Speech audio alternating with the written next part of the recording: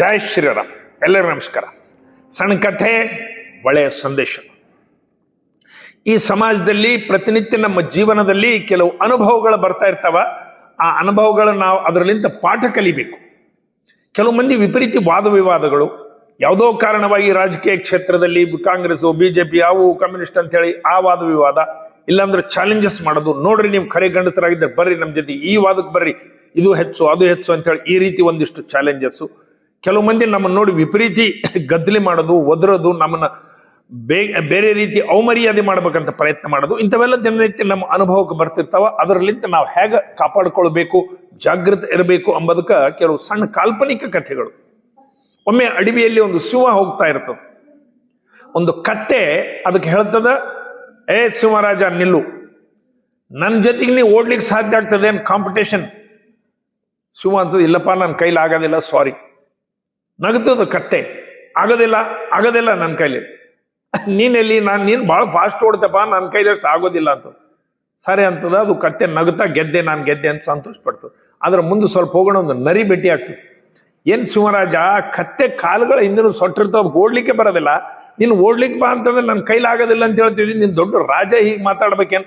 ನೀನು ಅಡವಿ ರಾಜ, ನೀನು ಕತ್ತೆ ಜೊತೆಗೆ ಓಡೋದಾಗೋದಿಲ್ಲ ನಿನ್ ಜೊತೆ. ಇಲ್ಲಪ್ಪ ನನ್ನ ಕೈಲಿ ಆಗೋದಿಲ್ಲ, ಅದು ಭಾಳ ಫಾಸ್ಟ್ ಓಡ್ತದ, ನನ್ನ ಕೈಲಿ ಆಗೋದಿಲ್ಲ ಅಂತ. ಸರಿ ಅಂತದ. ಅದು ಪಾಪ ನಕ್ಕೋತ ಹೋಗ್ಬಿಡ್ತದೆ. ಸ್ವಲ್ಪ ಮುಂದೆ ಹೋದ್ಮೇಲೆ ಒಂದು ಆನಿಗೆ ಸುದ್ದಿ ಗುರುತಾಗ್ತದೆ. ಆನಿ ಕೇಳ್ತದೆ, ಶಿವರಾಜ ನಾನು ಕೇಳಿದೆ ಒಂದು ಸುದ್ದಿ, ನೀನು ಕತ್ತೆ ಕಾಂಪಿಟೇಷನ್ ಆದ್ರೆ ನೀವು ಓಡ್ಲಿಕ್ಕೆ ಆಗೋದಿಲ್ಲ ಅಂತ ಹೇಳಿದಂತ. ನೀನು ರಾಜ, ನೀನು ಎಷ್ಟು ಓಡಬಲ್ಲಿ, ಎಂತ ಬರು ಅಡವಿಯೆಲ್ಲ ನೀನು ತಿರುಗಾಡ್ತಿದಿ, ಯಾಕೆ ಹಿಂಗೆ ಮಾಡಿದಿ ಅಂದ್ರೆ, ನನಗೂ ಗುರ್ತಪ್ಪ, ಅದು ಕತ್ತೆ ಜೊತೆಗೆ ನಾನು ಏನು ಓಡೋದದ, ಕತ್ತಿ ಜೊತೆಗೆ ಓಡಿದೆ ಗೆದ್ದೆ ಅಂದ್ರೆ ನನ್ಗೆ ಏನಂತಾರ, ಕತ್ತಿ ಜೊತೆಗೆ ಏನು ಗೆದ್ದಿದಪ್ಪ, ಭಾಳ ದೊಡ್ಡದೇನಂತ. ಯಾವುದೋ ಕಾರಣಕ್ಕೆ ನಾನು ಕಾಲಿಗೆ ಮುಳ್ನಟ್ಟಿ ಏನೋ ಆಗಿ ನಾನು ಎಡವಿ ಬಿದ್ದು ಮಾಡಿ ಕತ್ತೆ ಮುಂದಕ್ಕೆ ಹೋಯ್ತಂದ್ರೆ ಕತ್ತೆ ಜೊತೆಗೆ ಸೋತ ಅಂತ ಅಪಪ್ರಚಾರ ಆಗ್ತದೆ. ಕಾರಣ ಕತ್ತೆಲಿಂದ ದೂರ ಇರೋದೇ ಒಳ್ಳೇದು. ಅವ್ರ ಜೊತೆಗೆ ನಾನು ಕಾಂಪಿಟೇಷನ್ಗೆ ಹೋಗ್ಲಾರ್ದಂಗೆ ನಮಸ್ಕಾರಪ್ಪ ನೀನೇ ದೊಡ್ಡದು ಅಂದ್ಬಿಟ್ರೆ ಮುಗಿದೋಗ್ತದೆ. ಇವು ನಮ್ಮ ಜೀವನದ ನಿತ್ಯ ಅನುಭವದಲ್ಲಿ ಬರ್ತಾವ. ಎಂತೆಂಥವ್ರು ಏನೇನೋ ಮಾತಾಡ್ತಿರ್ತಾರ, ಸಾರಿ ನೀವೇ ದೊಡ್ಡವ್ರು ಅಂತ ಹೇಳಿ ನಾವು ಹಿಂದಕ್ಕೆ ಸರ್ಕೊಂಬೋದ್ರಲ್ಲಿ ನಮ್ಮ ಮರ್ಯಾದೆ ಇರ್ತದೆ. ಅವ್ರ ಜೊತೆಗೆ ಅನಾವಶ್ಯಕ ಕಾಂಪಿಟೇಷನ್ಗಳಾಗ ಹೋಗಬಾರ್ದು ಅಂಬೋದಕ್ಕೆ ಈ ಕತೆ ನಮಗೊಂದು ಉದಾಹರಣೆ. ಇದು ಮಕ್ಕಳಿಗೆ ಹೇಳಬೇಕು. ಇನ್ನ ಒಂದು ನಾಯಿ ಒದರ್ತಾ ಇರ್ತದೆ, ನಾಯಿ ಸ್ವಭಾವ ಒದರೋದು. ಹೀಗೆ ಜನರು ಕೂಡ ನಮ್ಮನ ಬಗ್ಗೆ ಏನೇನೋ ಮಾತಾಡ್ತಿರ್ತಾರೆ, ಏನೇನೋ ಬೈತಿರ್ತಾರೆ, ಏನೇನೋ ನಮ್ಮನ್ನ ಅವಮರ್ಯಾದೆ ಮಾಡ್ತಿರ್ತಾರೆ, ಹೀಗಂತೇಳಿ ನಮ್ಮ ಬಗ್ಗೆ ಅಪಪ್ರಚಾರ ಮಾಡ್ತಿರ್ತಾರೆ. ನಾವು ಅದಕ್ಕೆ ಮೌನವಾಗಿ ಉತ್ತರ ಕೊಡ್ಬೇಕು, ಅದಕ್ಕೇನು ಇದು ಮಾಡಬಾರ್ದು. ಅದು ನರೇಂದ್ರ ಮೋದಿಲಿಂದ ನಾವು ಕಲಿಬೇಕು. ಒಂದು ನಾಯಿ ಒದರದೆ ಆನಿ ಬಂದಾಗ ಒಬ್ಬ ಸಂತರು ಅವ್ರಿಗೆ ಕೇಳ್ತಾರ, ಯಾಕಪ್ಪ ಆನಿ ಊರಲ್ಲಿ ಬಂದ ತಕ್ಷಣ ಒದರ್ತಿದಿ, ಆನಿಯಲ್ಲಿ ನೀನೆಲ್ಲಿ, ನಿನ್ನ ಯೋಗ್ಯತೆಯಲ್ಲಿ ಆನಿ ಯೋಗ್ಯತೆಯಲ್ಲಿ, ಅದ್ರ ಬಾಲ ಜಾಡಿಸಿದ್ರಿಂದ ಹಲ್ಲುಗಳು ಮುರಿದು ಹೋಗ್ತಾವ, ನೀನು ಕಡಿಲಿಕ್ಕೆ ಸಾಧ್ಯ ಆಗೋದಿಲ್ಲ. ಅದ್ರ ಕಾಲಿಷ್ಟು ದೊಡ್ಡದಿರ್ತದೆ, ಕಾಲು ಹೋಗಿ ಹಿಡಿದು ಕಡ್ದಂದ್ರೆ ನೀನು ಬಾಯಿ ಕೂಡ ಅಷ್ಟು ದೊಡ್ಡದಿಲ್ಲ, ಯಾಕೆ ಒದರ್ತಿದಿ, ಏನು ಅನಾವಶ್ಯಕ, ನಿನಗೆ ಅದಕ್ಕೆ ಏನು ಕಾಂಪಿಟೇಷನ್? ಅದಕ್ಕೆ ನಾಯಿ ಹೇಳ್ತದೆ, ಇಲ್ರಿ ನನಗೂ ಗುರ್ತು, ನಾಯಿ ನಾನು, ಅದು ಆನೆ, ಅದ್ರ ಯಾವ ಭಾಗಕ್ಕೂ ನಾನು ಸರಿ ಹೋಗೋದಿಲ್ಲ ಎಂಬುದು ಗುರ್ತು.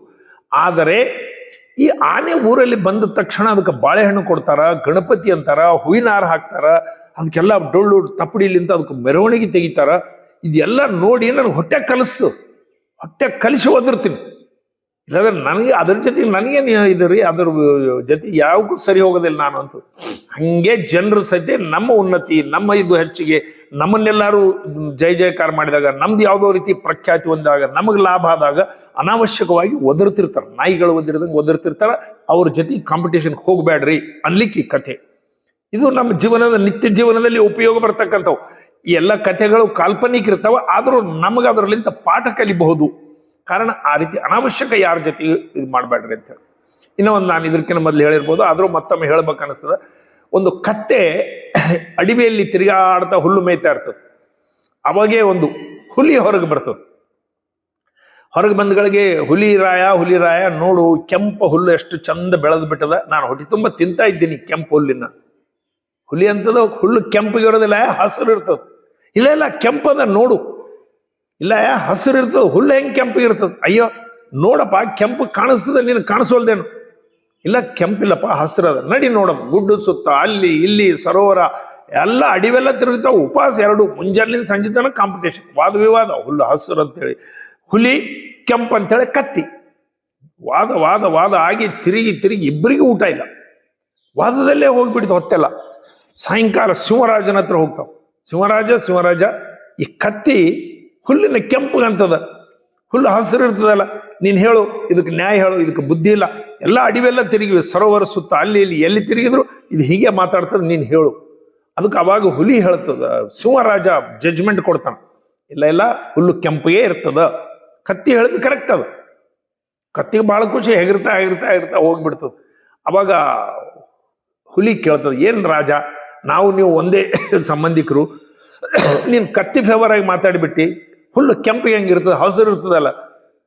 ಅವಾಗ ಸಿಂಹ ಹೇಳ್ತದ, ಹುಲ್ಲು ಹಸಿರು ಇರ್ತಂತ ನನಗೂ ಗುರ್ತು, ನೀನು ಹೋಗಿ ಹೋಗಿ ಕತ್ತಿ ಜೊತೆಗೆ ವಾದ ಇಟ್ಕೊಂಡಿದ್ದೀನಿ, ನಿನಗೆ ಬುದ್ಧಿ ಇಲ್ಲ, ನೀನು ತಿಳುವಳಿಕೆ ಮನುಷ್ಯ, ನಮ್ಮ ಜಾತಿಯವ, ಆ ಕತ್ತಿ ಜೊತೆಗೆ ವಾದ ಮಾಡ್ತಾರ, ಉಪವಾಸ ಸಾಯಂಕಾಲದವರೆಗೆ ಎಲ್ಲ ತಿರುಗಾಡಿದಿ, ಬುದ್ಧಿಗಿದ್ದಿ ಅದ ಇಲ್ಲ ನಿನಗೆ, ಅದ್ರ ಜೊತೆಗೆ ವಾದಕ್ಕೆ ನಿಂದಿರಬಾರ್ದು. ಕೆಂಪು ಅಂದ್ರೆ ಹೌದು, ಕೆಂಪು ಅಂದಿದ್ರು ಹೋಗ್ಬಿಡ್ತದ ಕತ್ತಿ. ಸಂಜೆ ತನಕ ತಿರುಗದೇನು ಅವಶ್ಯಕತೆ ಇತ್ತು, ಉಪವಾಸ ತಿರುಗದೇನು ಅವಶ್ಯಕತೆ ಇತ್ತು ಅಂತೇಳಿ ಆ ಸಿಂಹ ಹೇಳ್ತದೆ. ಇದು ನಮ್ಮ ಜೀವನದಲ್ಲಿ ಸಹಿತ ಉಪಯೋಗ ಬರ್ತದ. ಬಹಳ ಜನರು ಇದೇ ರೀತಿ ವಿತಂಡವಾದ ಮಾಡ್ತಿರ್ತಾರೆ, ಧಾರ್ಮಿಕವಾಗಿ, ರಾಜಕೀಯವಾಗಿ, ಸಾಮಾಜಿಕವಾಗಿ. ಅವರು ತಿಳುವಳಿಕೆ ಎಷ್ಟಿರುತ್ತೆ ಅಷ್ಟೇ ಮಾತಾಡ್ತಾರೆ. ಅವ್ರ ಜೊತೆಗೆ ಸಾರಿ ನಿಮ್ದೇ ಕರೆಕ್ಟ್ ಅಂತ ಹೇಳೋದು ಅಭ್ಯಾಸ. ರಾಜಸ್ಥಾನ ಒಂದು ಸಭೆಯಲ್ಲಿ ನರೇಂದ್ರ ಮೋದಿ ಅವರಿಗೆ ಒಬ್ಬ MP ಕೇಳ್ತಾರೆ, ಮೋದಿ ಅವರೇ ನಿಮ್ಮನ್ನು ವಿಪರೀತ ಬೈತಾರ, ನಿಮ್ಮನ್ನು ವಿಪರೀತ ಅವಹೇಳನ ಮಾಡ್ತಾರ, ಅಶ್ಲೀಷವಾಗಿ ಬೈತಾರ, ನಮಗೆ ರಕ್ತ ಕುದೀತದ, ಏನು ಮಾಡೋಣ? ಅವಾಗ ಮೋದಿ ಅವರು ನಗುನಗ್ತಾ ಹೇಳಿದ್ರು, ಏನೂ ಮಾಡಬೇಡ್ರಿ, ಅವ್ರಿಗೆ ಥ್ಯಾಂಕ್ಸ್ ಹೇಳ್ರಿ. ಸಾಯಂಕಾಲವರೆಗೆ ನನಗೆ ಬೈದು ಬೈದು ಬೈದು ಬೈದು ಮನೆಗೆ ಹೋಗಿ ಹೆಂಡ್ರು ಮಕ್ಕಳ ಜೊತೆಗೆ ಆರಾಮ್ ಊಟ ಮಾಡಿ ಮಲ್ಕೋತಾರ.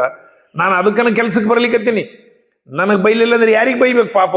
ಸಾಯಂಕಾಲದವರೆಗೆ ನನಗೆ ಬೈತಾರ, ಮೋದಿ ಕಳ್ಳ, ಮೋದಿ ಸುಳ್ಳ, ಮೋದಿ ಹಂಗ, ಮೋದಿ ಹಿಂಗ ಬೈದು ಬೈದು ಬೈದು ರಾತ್ರಿ ಮನೆಗೆ ಹೋಗ್ತಾರ, ದಣ್ಕೊಂಡು ಬಿಡ್ತಾರ, ಹೆಂಡ್ರು ಮಕ್ಕಳ ಜೊತೆ ಊಟ ಮಾಡಿ ಆರಾಮ್ ಮಲ್ಕೋತಾರ. ನಾ ಅದಕ್ಕೂ ಕೆಲ್ಸಕ್ಕೆ ಬರ್ಲಿಕ್ಕತ್ತೀನಿ, ನಾನು ಬೈಗಳ ಪ್ರೂಫ್ ಆಗ್ಯದ ನನ್ನ ಮೈ, ನೀವೇನು ಅದಕ್ಕೆ ಉತ್ತರ ಕೊಡಬೇಡ್ರಿ, ಗಾಬರಿ ಆಗ್ಬೇಡ್ರಿ, ಬೈಲಿ ಪಾಪ, ಎಷ್ಟು ಸಾಧ್ಯ ಆಗ್ತದೆ ಅಷ್ಟು ಬೈಲಿ ಅಂತ. ಇದು ನಾವೆಲ್ಲ ಪಾಠ ಕಲಿಬೇಕು ಜೀವನದಲ್ಲಿ.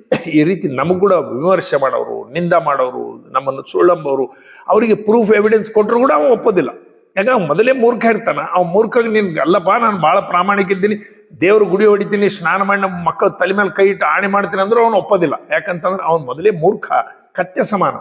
ಕಾರಣ ನಾವು ಜಾಗೃತ ಆಗಿರ್ಬೇಕು, ವಾದ ವಿವಾದದಲ್ಲಿ ಹೋಗ್ಬಾರ್ದು ಎಂಬುದಕ್ಕೆ ಇವು ಕಥೆಗಳು. ಭಾರತ್ ಮಾತಾಗಿದೆ. ಎಲ್ಲರಿಗೂ ನಮಸ್ಕಾರ.